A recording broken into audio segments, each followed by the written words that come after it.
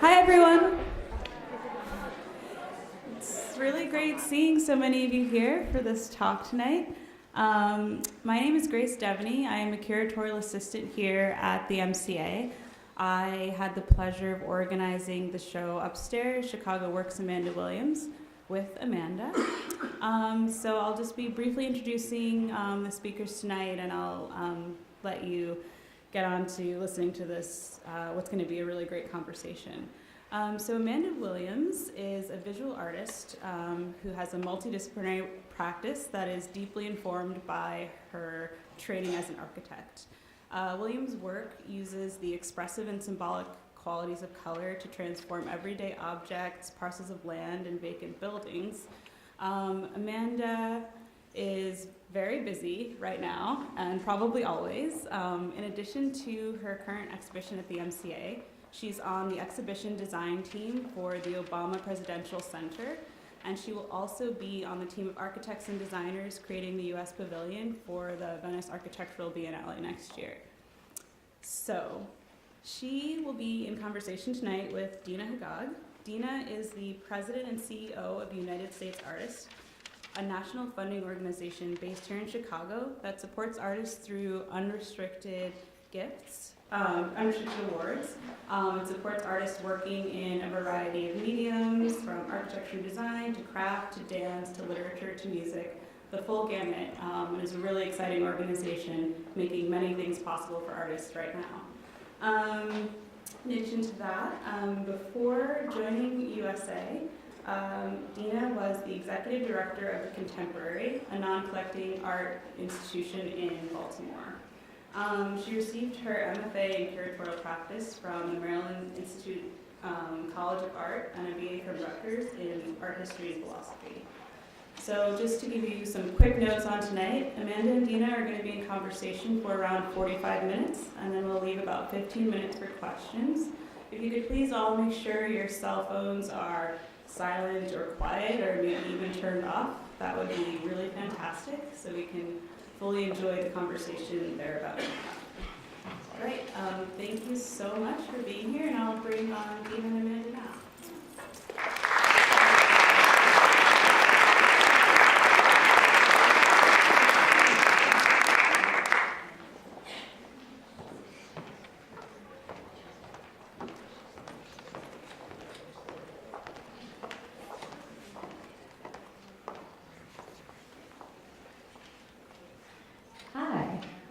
Can everybody hear us? Can I go mic check? Is it on?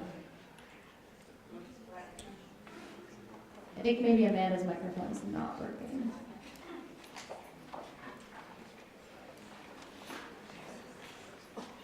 Wouldn't it be amazing if you just couldn't hear her the whole time? I was just really talking to Amanda and all of you watching me.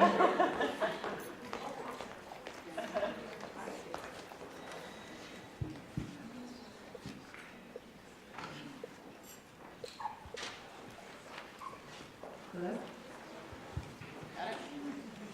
Should anyone hear me say hello? No. Can you hear this? Yes. It's good. Okay, hello. I'm actually wondering, just because so many people are coming in, if folks could maybe start scooting towards the middle a little bit, just to leave some space on the end. Yeah. Hi, Chicago, you're so nice. There we go. Yeah.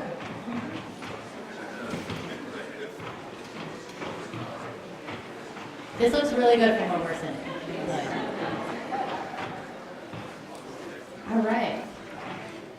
So good evening, everybody. Thank you for joining us. I'm very excited to be here with Amanda, who I have gotten to know very well over the past few weeks. But have been following for quite some time, and it was the first show I made it to see as soon as I moved here, which was a few months ago. I know. And I thought, I figured, as you all know, Amanda is very, very busy, as Grace mentioned earlier, and has a number of opportunities coming up, and has been working very hard the past few years. And I think to start, I wanted to get a little intimate right away, if that's okay with you. Let's do it. A couple of weeks ago, I had to know with Amanda. So we're okay, right? So the 15th. Yes, maybe it'll be okay. Okay. Well, you can pretend your mic's broken. Okay. If you don't want to. But a couple weeks ago, I had dinner with Amanda, and I got to know her partner, Jason, a little bit. I got to meet or learn a little bit about their little girls. Amanda has 2 daughters. And I asked her, I went, Amanda, you have so much going on right now, and it must be so exciting, and like, how do you stay grounded, right? Because it can be really hard, I think, when your career takes off in this way to stay grounded. And do you mind sharing with the audience what you shared with me that night about your family and Sure. how they keep you grounded? Yes. Newspaper? I think first of all, Jason was asking some other random question, right? He was like not even interested. No, not at all. But we were talking about the Tribune article that had just come out, and as most of you who are in the audience that know me, know I'm never dressed in Maria Pinto, right? I'm usually dressed in sweats and not a good fashion look. And so in the Tribune article, there's a beautiful photograph and this article. It's so exciting, and I run out on Sunday morning and I get some papers and call my mother. And so I get home and I open it up to show the girls, like $2, 4, and 6. He said, and so when I open the spread up, it actually opens to like the backside, and there's a full-page ad for Aladdin. And they're like, Aladdin! And they take off right with the newspaper, they're like, Daddy, Aladdin! And so, however many copies I had ended up all over our living room floor, like on the Aladdin side, like I was face down. And there's also another, like I think, really beautiful cover that New City did a few years ago. And so I'm on this jacket, like my one good jacket, right? And like I have the collar turned up. And I'm looking down very seriously, and as everyone knows, I'm like grinning all the time. And so the guy's trying to get me, the photographer, trying to get me to be serious, right? And it's not working. And I had my daughters with me. They decided to wear tutus. They wouldn't participate in the photo shoot. Then they got on the ground and started rolling in circles in their tutus on the light. And so I'm like, get off of them, and that's the shot. When they saw that cover, they were like, that's when Mama was mad at us. So there's a way in which you can imagine, you know, I know, you know, LeBron or Beyonce or something, but you can imagine when you grow up in an existence where there's a lot of visibility or there's a lot of interest in what you're doing, that is the normal. Like, you're always worried about balancing it, but Jason and I are really big on making sure that they're integrated, and as we talked about earlier, it's impossible to be doing this kind of work without 100% support, you know, not only from a partner, and then a philosophy about how our kids should be integrated, but also my mother, my friends, like, you know, so this idea of community that's constantly talked about with the work is not just disenfranchised, right? Like, that's an important part of it, but it's also this whole network, you know, Miss Candace, Christine, and when I write my grants and proposals and these kinds of things, I know it's a political act, but those are just as important as like the U-Haul to deliver the materials, right? Like, time somebody else had to take away for me to be gold leafing bricks at 3 in the morning, or what, you know, whatever's going on in that process is so critical. Yeah. And I'm curious, I think maybe to frame this a little bit from where I'm sitting. So I'm an arts administrator, I'm not an artist, can't make anything, I have terrible handwriting. And one thing I think about a lot is, I mean, clearly, like you're mentioning, there's the family community that makes your work possible. There's the actual neighborhood community that participates in making your work.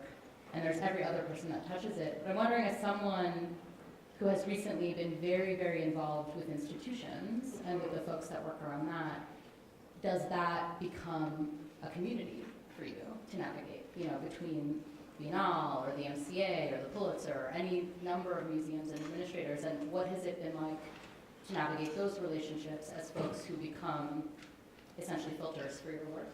Yeah. And who have to build their own kind of community for it? Well, first I'll say I'm super thankful, obviously, for this opportunity at the MCA, but all of these institutions taking this huge risk.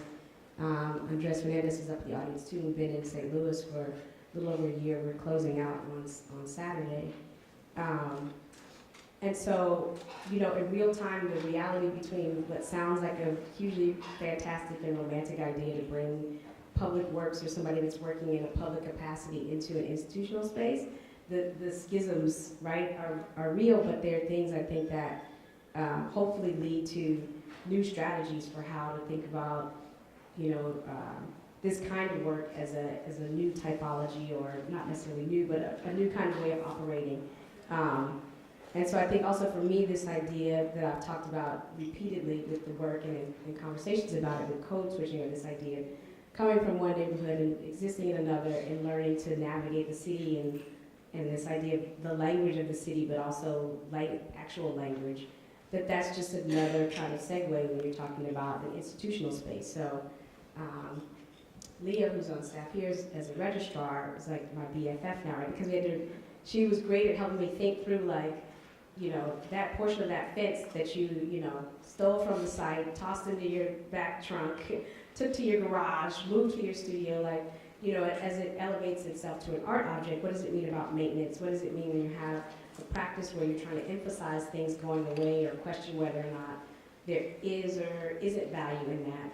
What does it mean all of a sudden to have to, catalog those things and insure them for risk and think through these processes? And so it's tricky. It's also, brings up questions about what it means to display these kinds of conversations in spaces that maybe historically were not interested in those kinds of conversations. So what is that responsibility to those of us who exist kind of in that realm to help in that administrative capacity in addition to that, so that we had just as much fun in the install, I would say, as I did in the conceiving and the making and because it was still it was like another layer of that work. And so to really be with these institutions that have the courage to do this and then to help think through in real time, like how that translates, it's exciting, it's overwhelming, right? Because it's happening all at once. So often there's like, 4 places calling about, do you want us to maintain this thing, or how should we handle this, or can somebody actually touch it, or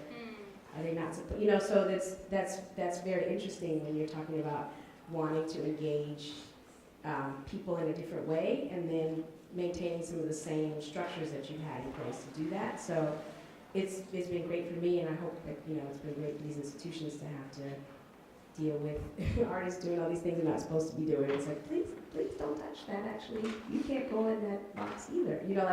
So to really think through if and how it should be different.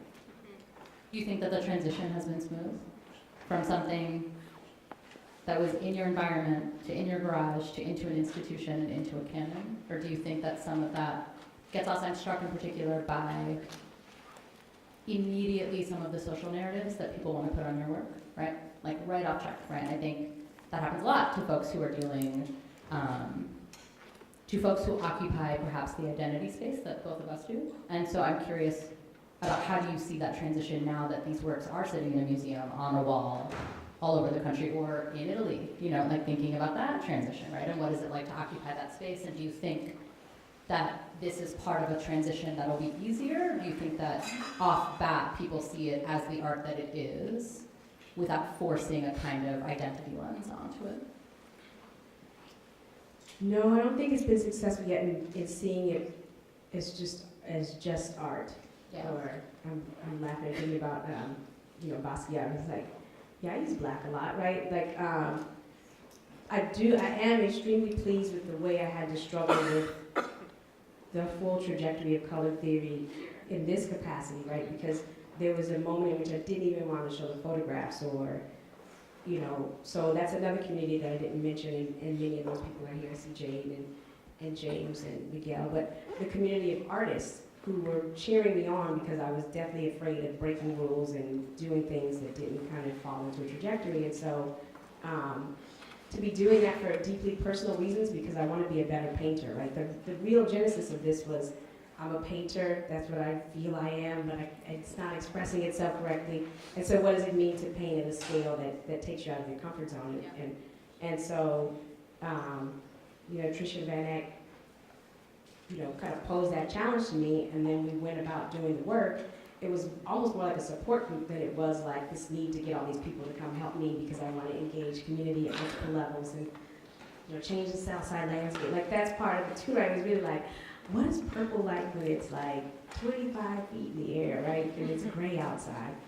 So I've learned so much about color theory from this that often gets skimmed over, but I think that Grace has done a really beautiful job of bringing the totality of that conversation. But it is, it's a challenge, but it's not something that I'm annoyed by or that I don't want to discuss, right? This idea of helping people constantly reframe, because as you said, as women of color, we're constantly having to kind of school people and like, no, actually it's this. Yeah, actually I do have an architecture degree. Yeah, yeah, I'm a mother too. Like all these things that make people make decisions about what you should or shouldn't be able to do. And so to just be about doing it, because that's super important too, right? It's not enough to kind of just say it. There's still in my mind, a demand on myself about excellence and craft. And so early on, I was really annoyed. It was like, but it's a really, but I love modernism. Yeah. Look at my Corbusian color palette. And so that gets glossed over, but it's also then an opportunity to be that person for the next person that needs to know how to navigate that, right? That like, I really love Corb, and so he was a painter and an architect, and he was running around trying to make manifestos, and so I'm not so into manifestos, but I was like, well, what would my palette be, right? Like, so, like really, really helping people see that there's multiple sides to all these things constantly. I think Spirit of Space did a great job with the video of flushing that out with a little bit, even just the kind of 2 monitors, like things that are very accessible to people to help them kind of make those hurdles. But I do think there's more work to be done about even the as great as this is, to just help people kind of understand it through lenses that they wouldn't, or not to, and I shouldn't say afraid, but especially from the critics, right, to really sort of like, okay, if you took all of that away, what else do you see? And it's okay to be like, yeah, I don't think it's that good if I don't have all this other layering on it. And that's okay, right? But there's never that kind of level of criticism that kind of tries to approach it from that. I shouldn't say never, it hasn't really been yet. It would be great to see that. Do you think you've gotten better at painting? No, I don't think. Yeah, somebody No, talked about the lens of painting.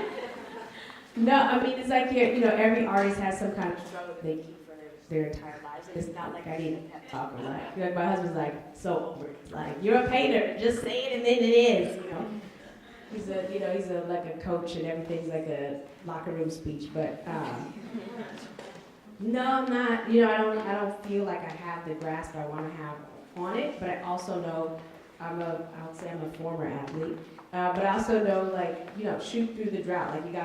Like you can't be worried about missing threes. You gotta just keep shooting. If you're a 3-point shooter, you just gotta keep shooting. So I also don't have any qualms about the fact that I had a really great job as an architect and I quit it to do this, and this is my life's work. So the struggle is the practice, right? So that's fine. It was a really great moment though when Grace was like, so we're gonna put these paintings in the show, and it's like, Yes. but then to be able to have your own show as like a survey for yourself to critique what you're doing. So have to constantly come in and see it and see the connections and see how much a lot of these threads have been there forever. And in my mind, these are totally different shows and totally different bodies of work. And to see that totality, and then to go back and, I used to always be annoyed when somebody would give you the reference of another artist when you're doing work and you're like, that's great, have you looked at Smithson? And you're like, oh my God. But then to use that as a way to think about how you would mine other people's work, or that you can mine your own work. Like I'm just starting that moment. I'm just producing it, so.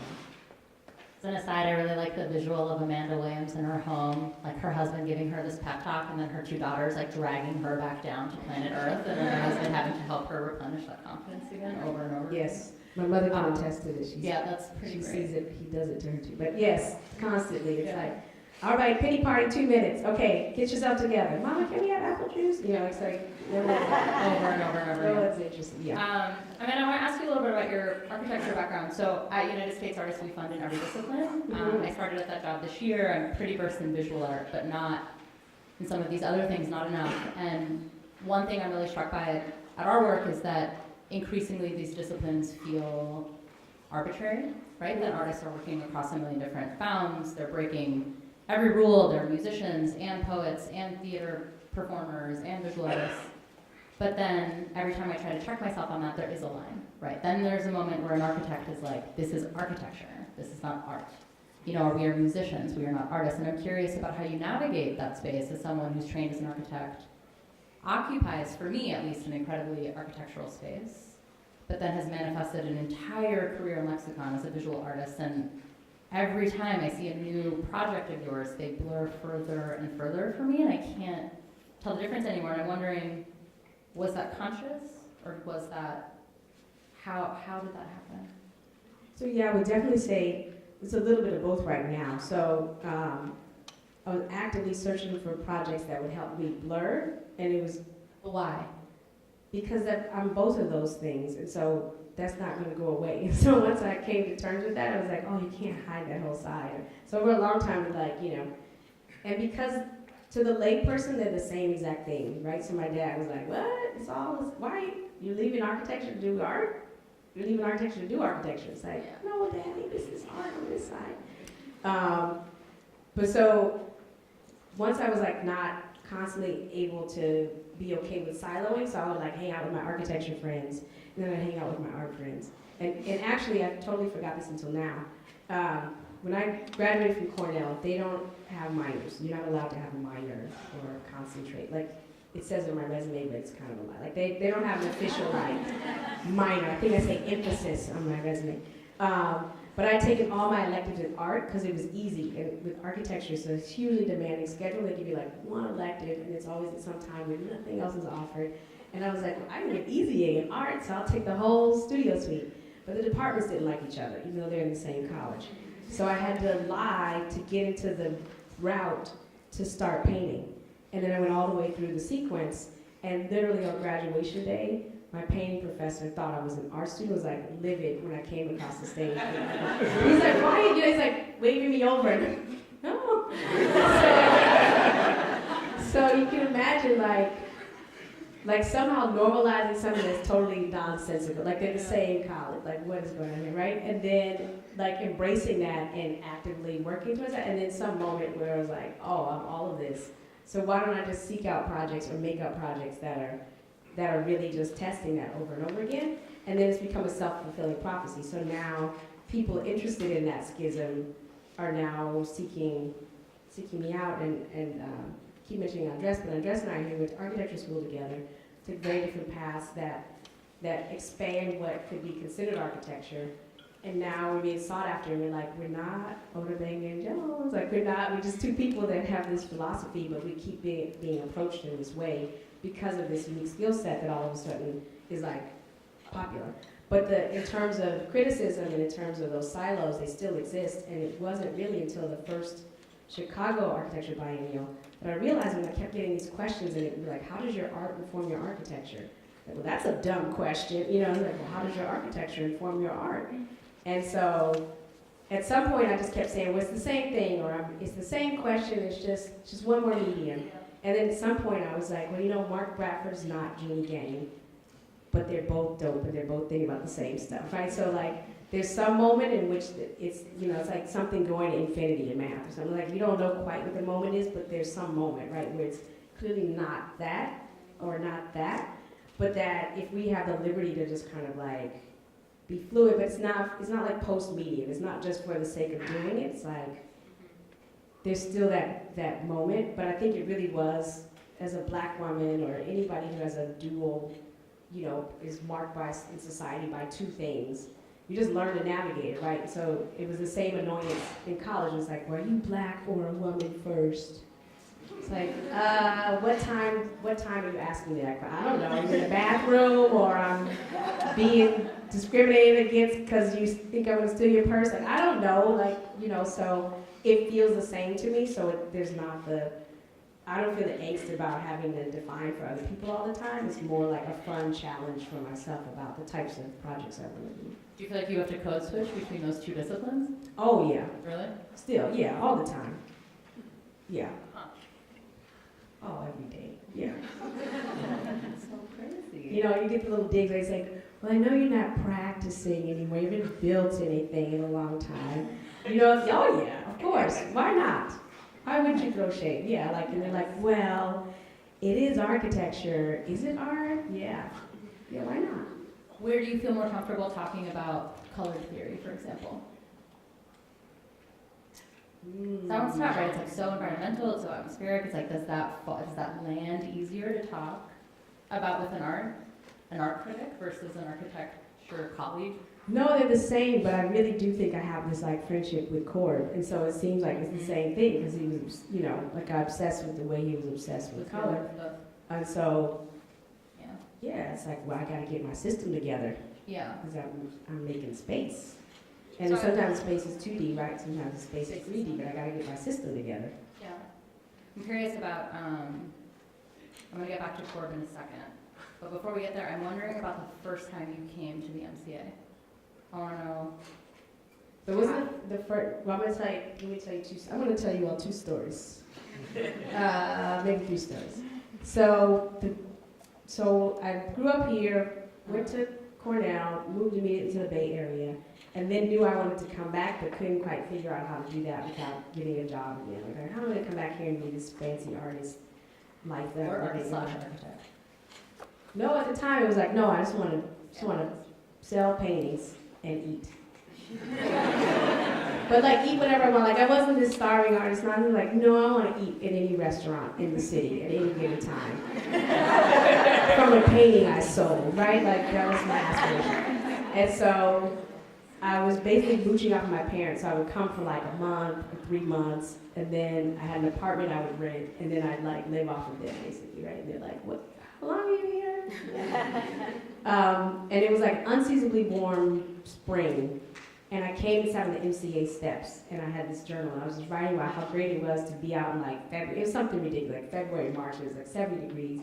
And I was like just immersed in the city in art, and these steps were here, and it was so great to be like just in this space where you could just be in this space. And then fast forward, I was in this room, and there was a panel about diversity. It was called Dialogue, a series. And I was in a particularly cranky mood. And the conversation I felt was tiptoeing around the subject of race in relationship to museum spaces, and it wasn't just about this institution, but just generally like engaging different audiences. And so I stand up and I give this whole rant. I'll never forget, I had like a pink sweater on, like giving a whole rant, and they recorded it, and everybody thought it was so great. Everybody's clapping at the end.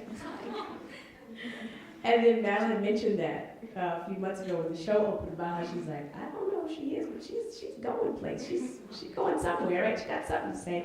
And so to fast forward and imagine that I'm part of an effort that they have to really, kind of put the commitment to expanding is sort of surreal.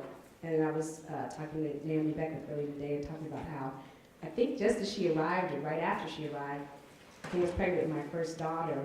And then she was born early, but she was born across the street.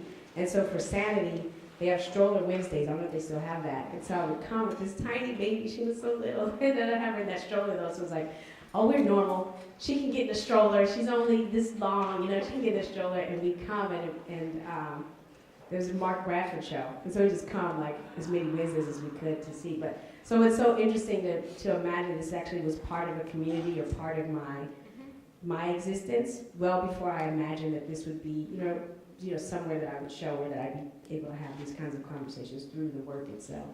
Yeah, I'm struck by what you said earlier about the language of a city and how much that's been really important to the kind of vernacular you've built and what it means now to operate in these institutions as you have as becoming a part of your language for the city, and like how to navigate an institution such as this versus the kinds of projects you've worked on in the streets you've operated in. And I am so curious about Venice and about navigating that and that sort of reception for that. She looks really mischievous. I don't know if you can tell from where you're sitting right now. I'm curious too, no. Yeah. All I can say is on Jess and I, we're gonna be very courageous. So he's actually he's like, we can do it. I'm like, are you sure? Maybe we should just make a nice canopy. Yeah. Do you feel like in Venice they're also struggling with some of these architecture versus art questions?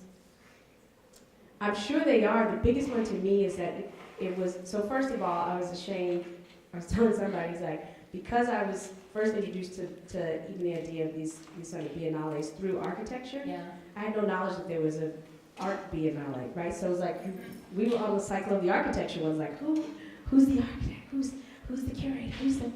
And so when I realized this go around, not that it hadn't occurred to me, it was like, it's just in a perpetual biennale. Like, what is it like to live in this city that we all associate with the canals and like all these other things?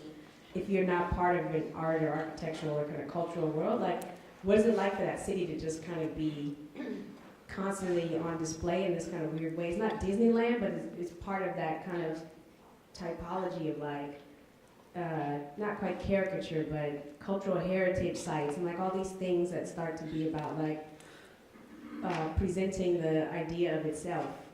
And so we haven't really delved into that in terms of what we're thinking about presenting, but it's definitely kind of writ large, and I can imagine if we were there and like trying to mine that would be almost as important as an idea about, so always good or bad is always like, are there black people in Venice? Like the first, the first question that you start trying to think through that, or communities that might be kindred spirits, but then you realize that there's also this other identity issue that might be going on that's equally kind of challenging. Is like, are they the art? Are they what is the architecture? Is it what we think it is? Is it and if these are supposed to be about ideas at a a huge scale, what does it mean that it never manifests itself there? So I don't know what any of that means, but that's definitely like questions we have on the wall about the project. Yeah, I'm also curious if you consider the context of also what it means to represent the United States right now. Right? Oh. To be that.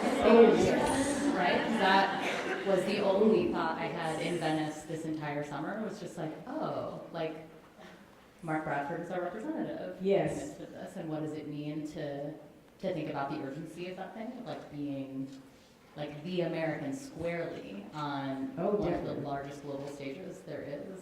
No pressure. Yeah, yes. It's just a small thing to keep in the back of your head. No, I mean definitely it's foregrounded, and the brilliance of the curatorial team is that the theme is dimensions of citizenship. Yeah, totally. Yeah.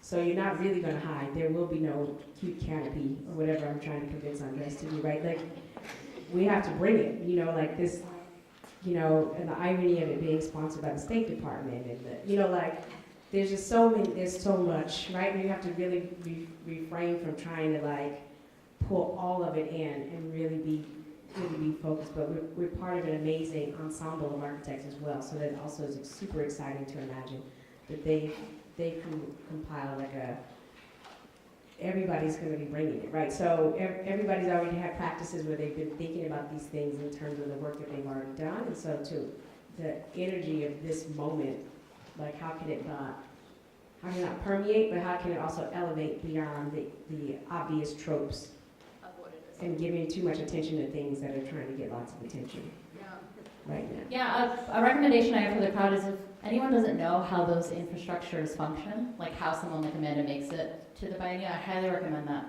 That's a Google-worthy thing, like how the State Department participates in these. I mean, they blow my mind that a government representative is responsible for helping decide who represents us, especially as administrations change and as their priorities shift. It feels like your crew is the last one that sort of snuck in before this massive administration change. Like, what does that mean, right? Like, what does that mean for future? Just kill it all. Like, Yeah, we have to, but on some level, it's no different, right, than the question you asked earlier, right? Yeah. So it's like, I was just sharing with her, I'm one of the 50 artists that the city has commissioned for the Year of Public Art. And like when you run around doing whatever you want, nobody cares, it's like super easy. But then when you gotta, man, you gotta get the permits and the insurance and the, right? And it's important in one regard, but to again, understand how to fold that kind of navigating into your practice so that it is part of the practice, right? It can't just be this thing. Yeah, well, navigate. And there are examples of other artists who've done that, right? And kind of figured out ways to make that little component of it their entire practice. So that's also super helpful to keep that in mind. Yeah. There's a really weird question I want to ask Amanda that she said she wouldn't answer unless we were on stage. Do you have a favorite color? And then she said some really cryptic shit about how she has like a favorite special color, which is really different from her regular color, and then she didn't get any answers. Now you have to tell all these people your favorite special color. So first I'm going to digress, which I always like to do. We're not leaving until she answers. Okay. Lock the stores. So I think it was, I was shopping with my mother, I was a teenager, and we were at the store, and we were trying to pick out a dress or pick out something she's got to buy. And I was like, Mom, you don't want that. That's like come to my baby shower font. You don't you've want been doing that. this forever. Yeah, I was like, Mom, you don't want that. That's like, this is my tax document font. And then she was like, why are you talking about fonts? Like, who are you? Just this dress or this dress? I was like, you don't want that one. That one says I'm not sophisticated, But like talking about color and font, It's like, you don't want red, you want scarlet. You know, it's like, can you just pick a color that's not some other word? Like just something in the Creole box, right? So in general, I like live in some color that's kind of like a celadon, jade, somewhere like that. Like green. In the greens. That's where you're living. Is that your special color? That is not my special color. Special color, so this year's my 25th high school reunion anniversary, and so there's a gallery inside of my high school, and so they invited me to exhibit. So I was like, yeah, sure. You know, and then Grace asked me, and they're like, are you still gonna come see us? I'm like, yeah. So the show that I did is called Portrait of the Artist as Her Friends. And so I have an especially close group of classmates. And so because they know I'm weird and they just follow instructions, I sent out a Google form that says, tell me what color you are and tell me what color you want to be. And then I made this series of paintings that are just their responses. So these kind of diptychs of all the classmates. And so then like 2/3 of the way through, I was like, oh man, I gotta do the assignment, but I don't want to because I'm indecisive as a human. So I mixed all of their colors. And it is this amazing, it's like, it's kind of gray, brown, mauve, something, but it definitely wants to be like color of the year for Benjamin Moore. Like it's just like this amazing, it's warm, it's not gray, it's trending, and they could not, so I unveiled this to them last weekend, and so they could not believe that they were on the wall this way, but they could not believe that that was the color. They were skeptical. They were like, are you sure? Like the chartreuse and the pink and the green and the white. It's like, yeah, and in color theory, that makes total sense, right? Like if you mix colors, they usually kind of move to a neutral, not a dark or light. And so it was just like a beautiful metaphor about like, oh, we're all the same and on the inside. But this color is like, man. So that's my new favorite special color for the moment. So you feel green, Yeah. but you want to be the special color for the Yeah. moment. I like that. Is that show still up? The show is up until November 30th. I don't see that. Yes. I don't see that. I think we have just enough time to get started with maybe some audience questions, Sure. if that's okay. You can also tell Amanda what color you are and what you want to be. And I'll put it on the wall. Would you like that? What classmate is that? And because of my crazy class, so everybody's name and somebody's anonymous because they didn't say who they are. So I thought it's not 100% participation, so I can't really out the person, but someone's anonymous. Were you surprised by the color system? Yes. Like when you Most know of the people, colors you're are like- not skin tones. Oh. I thought they were shared literal, Right? right? They match their dispositions? Like They if do someone's match sunny, their it's like dispositions. light, they're Yes. like kind of mean, is it dark? Yes. Whoa. Yes. That's crazy. Yes. All right, do we have any questions in the audience? I see one in the back. You have a white shirt on. That's all I can see. Hi, Amanda. Hi. My question has to do with how a lot of times some art spaces go to like low-income neighborhoods and are kind of like the first targets for like gentrification. So I kind of want your take how you navigate that kind of like process, or like how you think about that when you're working in those neighborhoods and stuff. Great question. So, first of all, I'd like to say that artists are not gentrifiers. So that's a misnomer. So we are like, we're like the canaries in the mine, right? So we do things out of logistics, usually financial. And so we then come and just activate spaces that were already what they were often, right? And so then we just become the precursor to the Starbucks that then leads to the blah, blah, blah, that then leads to the songs, right? So I challenge the idea that we are the entities that start gentrification, right? We are not the entities. We're the indicators to the developers or the real estate people or that there is value, right? And so for me, this idea of going into neighborhoods is a little bit foreign because I'm actually from the neighborhood, right? So I'm not from Inglewood, I'm from Auburn Gresham, but it's very similar. It's arbitrary boundaries. It could be, you know, do you really know exactly where you are if you're not looking at the map? And so it's never felt like me choosing to go into somewhere and running the risk of doing something that would lead to something else.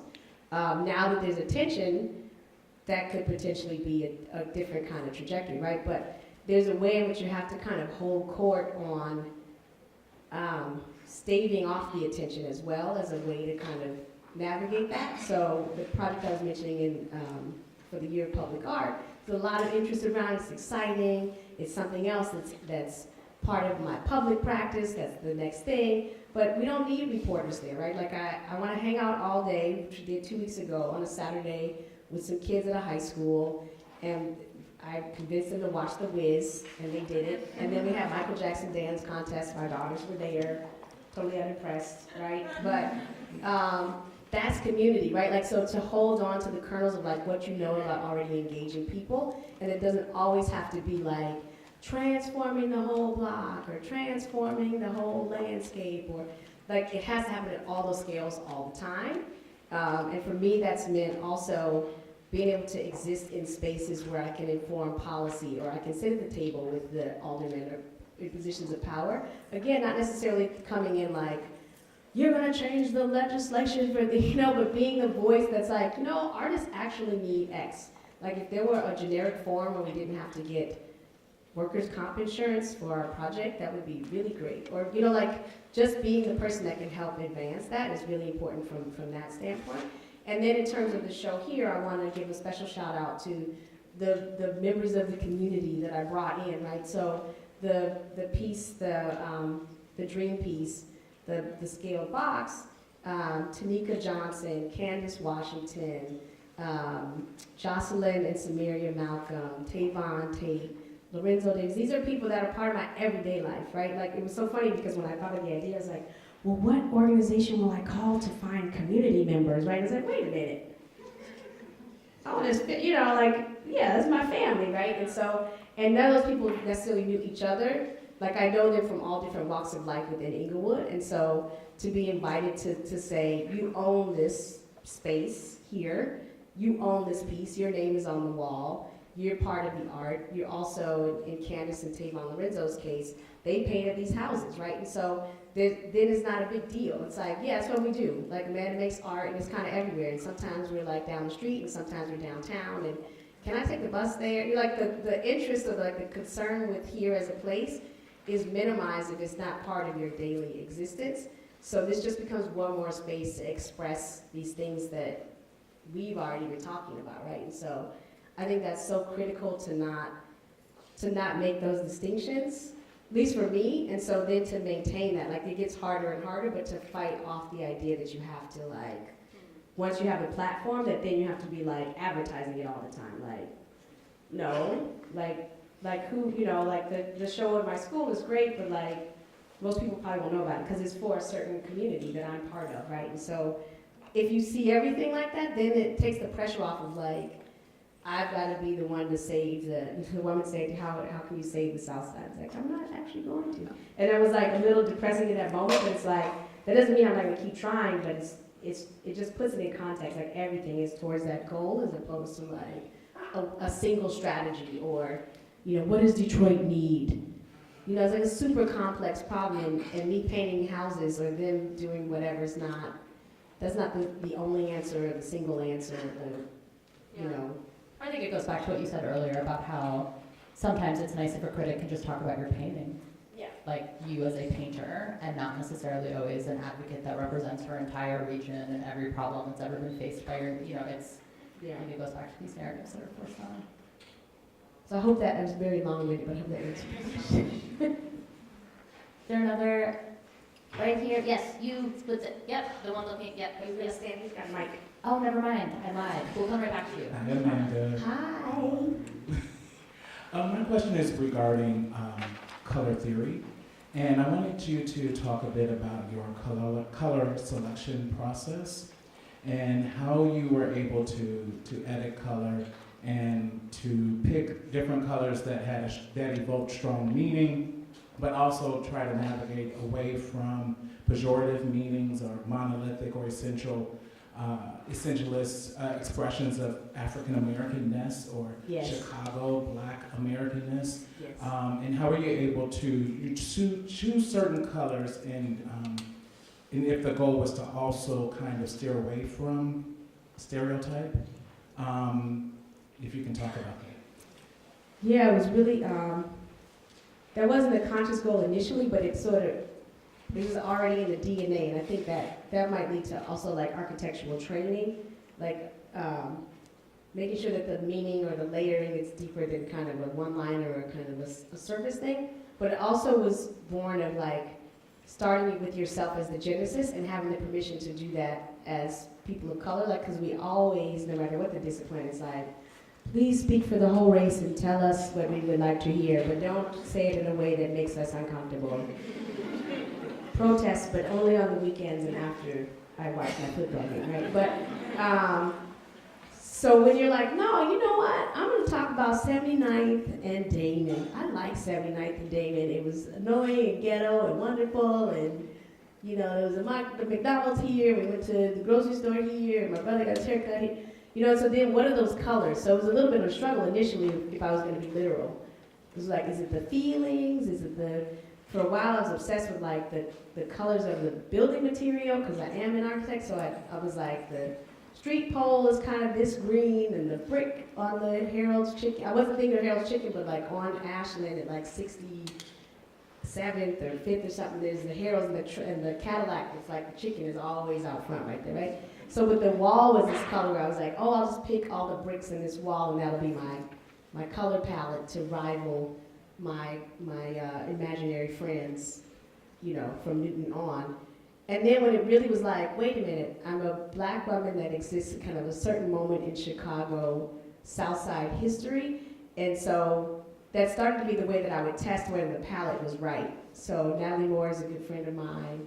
A few other ladies like that sort of like grew up on the South Side, have these very vernacular, granular experiences, but also are debutantes and Ivy Leaguers and, you know, shop at Prada and whatever, right? So like, what's all of that? So then when I say, Ultra Sheet, and they go, oh yes, right? And I go, okay. Army and Luz didn't make the palette yet, right? But there were all these things that I would mention, and then there was like this nodding and this laughing and this like, oh, pink oil saved my life, right? And so the more that I got to react, I would say Kool-Aid, and it was like, and I'd say now laters or wine candy, and they go, oh. So that's literally, so the original design of the sheet, the trace paper somewhere, it's like 20 things, right? And then I had to work backwards to like, what do you associate with the color first before the product? And the fact that so much of them were products, like currency exchange. I started off with like architecture that has a color. So currency exchange was really the only typology that I could zoom in on with that yellow. And then it got really difficult. And so the idea of a cultural space as opposed to a physical space was also really good for me as someone who's extremely literal, like to free up what the palette could be about. And so what we result in is this palette that's very authentic to me as a 70s baby, as a coming of age in the 80s. So it probably doesn't resonate as much with Cleveland or St. Louis. Some of those things are universal, and some of them are like, you know, at least Chicago, they're like Harold's Chicken. But everybody in Chicago is like, oh, Harold's, or, you know, the West Side will give you a little grief. It's not Uncle Remus. But there's that synergy that makes it like a coded, shared experience in the same way that, you know, there's probably part of polychromy that's coded and shared in a moment that Corber's trying to draw from, or Gota, or Itten, or, right? And so that became really important to then, because it had the DNA of like not being stereotypical but could get misread in that way, it was really important that I start, whenever I spoke about it, because it was early on described as like happy memories from my child, colors that were happy memories from Amanda's childhood. It's like, well, Crown Royal as a product is not a happy memory, that it was marketed to my community so heavily that I think it's a color that represents where I live. Like, that's highly problematic. And so this becomes a way to talk about it. But the Crown Royal bag, everywhere. Oh, we kept bobby pins in there. Oh, we used it for marbles. Oh, my uncle had it. We didn't know what was in it, right? Like, everybody had a Crown Royal story, right? And so it's really important whenever I talk about it to try to help not turn Flamin' Red Hots into something that's positive. It's not. It's really bad, and it's unhealthy. And it's ironically, because it's about consumption, it crosses all of our social ills in a way. Right? It's like public health, obesity, food, like you name it, right? Like beauty, cosmetics, food again, like so. There's a way in which all of these things are kind of touchstones into these other conversations, while at the same time being this shared thing where strangers are like, oh, we love the ultra sheen in the wall at the MCA. Like that's like surreal for them, right? It's because they know how much they love it, and so now for that to be a valid color is really important. So, do you think that in your work there's a kind of like, that there's a kind of like advocacy that comes out of associating yourself with your experience of the everyday world kind of thing? Do you know what I mean? And advocacy about, Just a certain kind of maybe micro advocacy that just takes place because you're using and identifying with and reconfiguring a lot of the everyday world you experience into this, I won't call it necessarily rarefied thing, but this other thing that doesn't lose track of that everyday world. So maybe in that, just the context of a cultural place, sort of set aside place for higher-minded stuff, so to speak, yeah, is a sort of advocacy for not losing track of the yeah, I see what you mean. everyday world every day. Yes. If that makes sense. Yes. Yes. So I think part of that is what you talked about with the, like, constantly staying grounded. So there's no moment in my day where I get to not have to deal with it every day. It's like, yeah, you have that article, but yeah, pick up some milk, right? Like, so there's already there. I also, want to give full credit to my parents who, I grew up in one part of town, but I went to the lab school, right? So that trajectory every day of trying to, this cognitive dissonance of these completely different worlds, and then making both worlds equal. So it wasn't, so whoever's child who was the child of somebody like we didn't even know so-and-so's dad was this. That just wasn't part of it. Or like their house was bigger than ours, but so what? Like, play at their house, our neighbor was the mailman. That's no different than a doctor, right? So there was a kind of equality to all those spaces that I think is just part of who I am. And so for me to help, I shouldn't say break cover, but to help continually make that equity, I like to make fun of all of it. So, right, so, and that's a unique position I get to occupy. So I can point fingers at, it's like, really, you gonna put that flaming red hots on your fingers? You wanna paint with that then? Let's go paint. Right, like constantly making jokes about all of it so that's a way to disarm. I think black comedians in particular, like with satire, able to do, not that I'm a comedian, but that I've learned that you can kind of like level that playing field or elevate moments that we don't value. And so I think that's why value too is such an obsession to me, because so much of what I existed in never got told to me as value. When I first did start getting some attention as a painter, when then I kind of be in spaces where people would be trying to situate the work, they were like, oh, it's such a passive, derivative of the expressionists in the 50s. Oh my God, it's so boring. And then I didn't know who any of those people were because I wasn't paying attention in art class. I was going to be an architect, so what did I care? I was like, And so then I was like, well, really, it's the side of that building on Union and 61st. It's not Jasper Johns. I didn't know who that was last week, right? And so the anger a little bit of that, like that moment where it's like, no, that wall is really dope, actually, but it's also really sad because the building's gone, right? Like, how do I pull all of that energy into making beautiful things? Because that's beautiful to me. That's how I learn beauty, not the art history book. So I think that's that spirit and where that comes from. And then it's not conscious, but it's constantly trying to smooth all of that. Not smooth it over, that's the right word, but kind of level that field or elevate, however you'd like to describe it. That's a great question.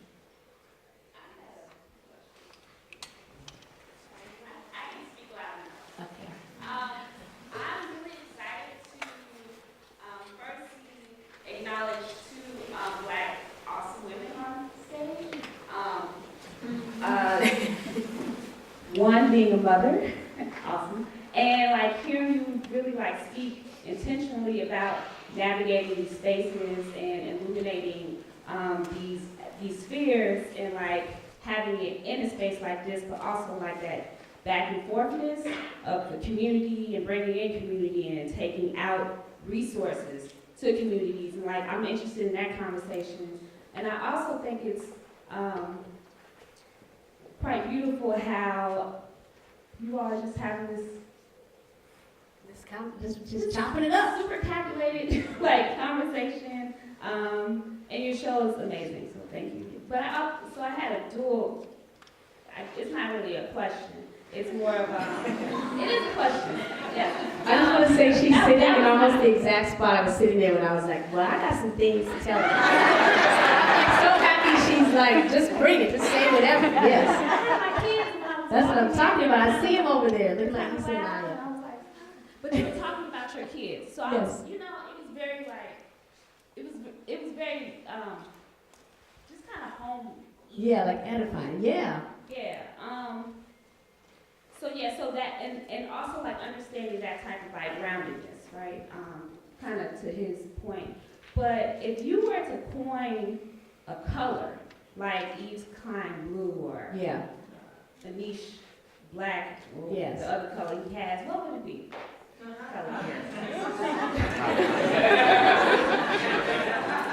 So now you're like asking me to like tell you which one of my children is my favorite, right? Like I have a whole palette upstairs and you're like, which one is your favorite?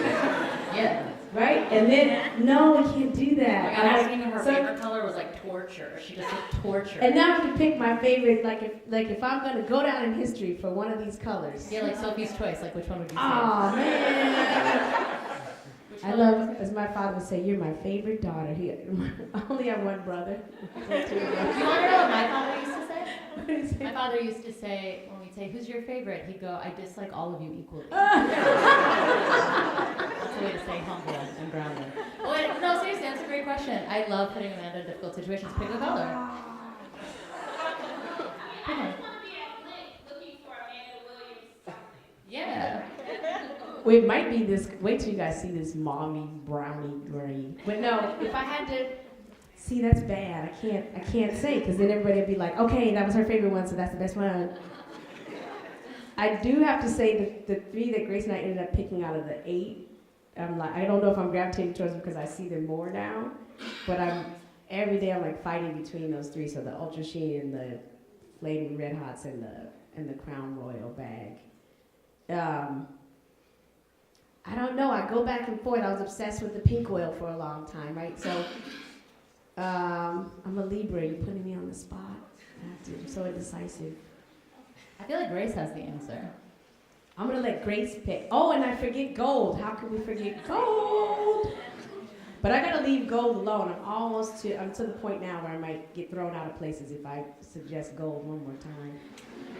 But no, maybe that's my next task. I mean, I am interested. So my next, hopefully, when I stop time and put in insert a year to do new work, but redlining and Negro green books are the next 2 colors. So, but you just put a bug in my head that maybe I need to be trying to, what's my East Klein blue or my Benjamin Moore line. Everyone should write to Benjamin Moore and be like, we would like the Amanda Williams color of the year. I definitely think Crown Royal bag is definitely a Benjamin That should Moore be, sounding. that's a Benjamin Yeah, Moore color. Let's do it. Well, you heard it here first that Amanda's working on 2 new colors. And possibly her Yves Klein color. Thank you all for joining us. Please put your hands together for Amanda.